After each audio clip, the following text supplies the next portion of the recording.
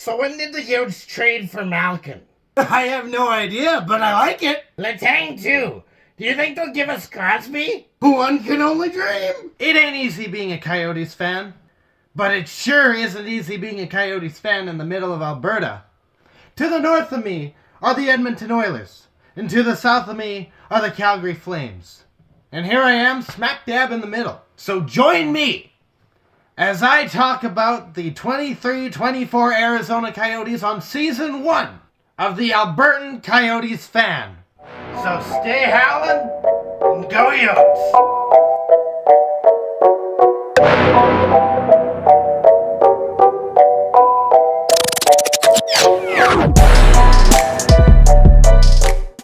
Oh, this is going to be a fun one. Yotes win 5-2 against the Pittsburgh Penguins, which, by the way, the Coyotes have not beaten the Penguins in over 10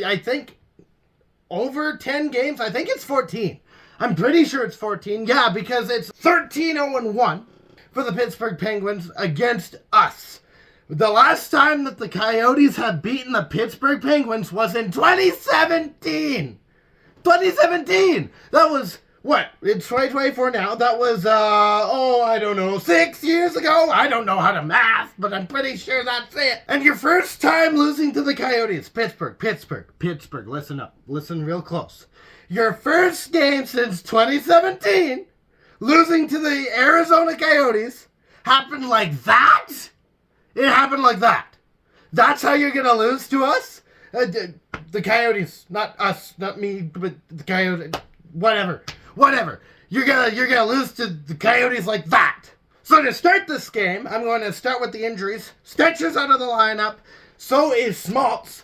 Dumba ended up leaving later in this game because he got injured. Ingram gets injured on a save that he tried to make where he looked really uncomfortable, but he stayed in the game. And Keller goes off for repairs early in the first because he takes a puck to the face. Wow, we are injured a lot, aren't we? But getting into the good news, Zucker scores. I didn't know that he could do that, but apparently he can. Cooley gives a one-handed slap across the crease so that the puck can land on Zucker's tape, and he just puts it into the back of the net, and we are up 1-0. And then later, oh no, that's Crosby. He's got a breakaway. Oh no, Crosby going the other way, going towards Ingram. And when Crosby has a breakaway, you do not want him to shoot it. You do not want him to shoot it at all because he's got the hockey sense to know what to do with it. Ingram saves the puck. Going back in regards to Zucker, by the way, I've beaten up on him just a lot. I've beaten him down a lot. I'm pretty sure what it ended up being was he just needed the monkey off his back, so to speak. But I looked at his stats, and he has 15 points in the last 35 games, which isn't great, but it's not bad either. He's got 6 goals, 9 assists for 15 points in 35 games played, with a plus-minus of +4, which is good. However, I will say, he is making $5.2 million this year, and he's on a 1-year contract. I do expect a little bit more from him just because of how big that contract is, but he's not a bad player.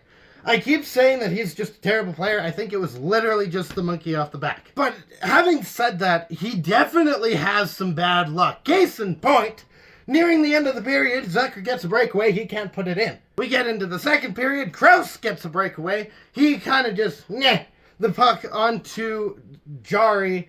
I think he was trying to go 5-hole, but he didn't do enough. So Jari stopped that no problem. I would have loved to see Krause kind of just test the goaltender a bit, but it didn't happen. But, let bygones be bygones, I suppose. But then the Penguins scored. Eller finds the puck as it drops down in a bit of a scramble. He finds the puck, he just taps it in, and that's 1-1. Zucker gets the second breakaway of the game. He still can't put it home. His stick gets lifted, but then Keller finds the puck, and he kind of cycles it a bit, and he goes around. And what's Valimaki doing? Because on this play, with Keller doing what he's doing, there's an open spot in the slot. Valimaki, a defenseman, sees that and starts rushing towards the net. Keller comes around on the right side, and he finds Valimaki. He passes the puck to him. Valimaki takes the puck. He shoots it into the net. That's the first of the season, and we're up 2-1. Then we go down, man. At some point in the second period, Crosby ends up tying the game, and you woohoo. And who cares? Congratulations to Crosby. You totally needed more points, didn't you? And the joke's on him because Kerfoot finds a loose puck and he taps it home, putting us up 3-2. And then we get into the third period. And don't we ever get into the third period? Because the Coyotes score again. Letang to Malkin and into the Penguins net. What? On a delayed penalty, which means that if the Coyotes touch the puck at all, the play is blown down and we get hauled off to the benches, the box, I suppose. But the Penguins want to cut down on the power play that we already have so that it's not a whole bunch of 4-on-4 and they actually get some power play time. They have the puck in their own end. And Letang decides to pass the puck to Malkin, who's standing right in front of their own net. And Malkin touches the puck, tries to pull away, but he doesn't get enough on the puck. The puck slides past him and into the net. And, oh boy, as the great man has once said, and I don't know if I'm allowed to say this, but I'm not making money on this anyway, not yet anyway. So I'm going to say it anyway. That's a dang it. Bukestad will close the game off. He gets a break. And O'Brien passes the puck across to him, and he just kind of releases it. It goes in the back of the net, 5-2. That's how it'll end. It basically ended on that empty net goal. That shut the Penguins down just completely. I almost said Coyotes there. Goes to show how much faith I have in this team, eh? And I want to say, this is, okay, it's the Penguins, but that is the leafiest way I could have ever imagined this game going. You win. Since 2017, you win against the Coyotes straight 14 games, be it either in regulation or overtime. And then you finally lose one, and it's one where you put the puck into your own net on a play that should be routine, and it's your veterans, no less. I could expect this from the fourth line, but your veterans doing that? Are you kidding?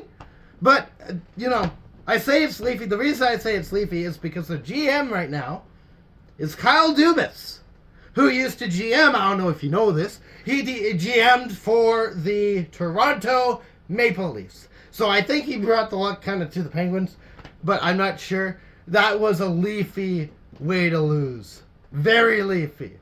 But we'll take it, especially going into a road trip right before the All-Star break. We've got Florida on Wednesday, then we go to Tampa Bay, and then we go to Carolina.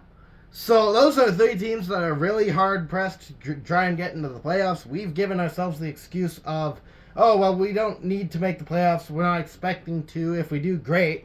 So the expectation is they'll be better. It would be good to get a couple wins. I know with Tampa Bay, we've proven we can beat them. With Florida, we've got their number because of what Cousins did last game. Carolina, I'm not too sure what the storyline for that game will be. But for sure, the two Florida games, those will be fun to watch, I think. So, with that said, I am going to be back here on Wednesday. And in the meantime, stay howling and go Yotes! Thank you so much for watching. If you liked what you saw, you can hit the thumbs up. If you didn't like what you saw, hello, Penguins fans. You can hit the dislike button. It's the least I can offer considering what happened.